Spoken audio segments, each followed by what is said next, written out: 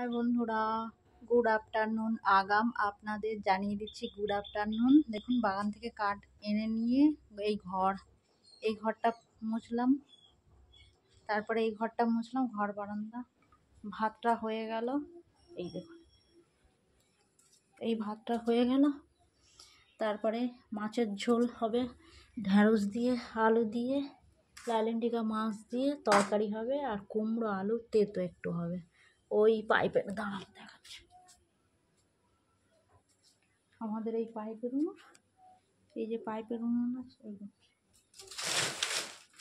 এই পাইপের উনুন আছে, এই পাইপের উনুনে রান্না হয়।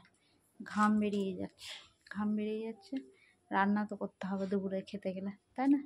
এই দুপুরে রান্না হবে, এই দুপুরে মেনু আমি বলে দিলাম। আজকে লাইভে আসবো না, ঠিক আছে? খুব নেটওয়ার্কের ডিস্টার্ব হচ্ছে, ভিডিওটা কেউ স্কিপ করবে না, দেখবেন। ওকে বন্ধুরা, দেখুন বাড়িতে কাজ করছি, চুল টুল দেখুন কিছু আঁচড়ায়নি, স্নানও হয়নি, এখন রান্না করব। তারপরে এখন 4 বালতি জল আনতে হবে, ওই বালতিগুলো সব খালি আছে কলের কাছে। আর আমাদের কলের না 12টা বেজে গেছে, এই দেখুন এই কলটা জল উঠছে না, 12টা বেজে গেছে।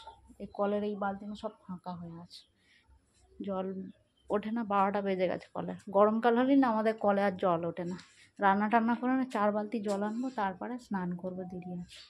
ওকে বন্ধুরা, গুড আফটারনুন, আপনাদের আগাম জানিয়ে দিচ্ছি। ওকে বাই, ভিডিওটাকে স্কিপ করবো না, দেখবেন। Tata, bye bye.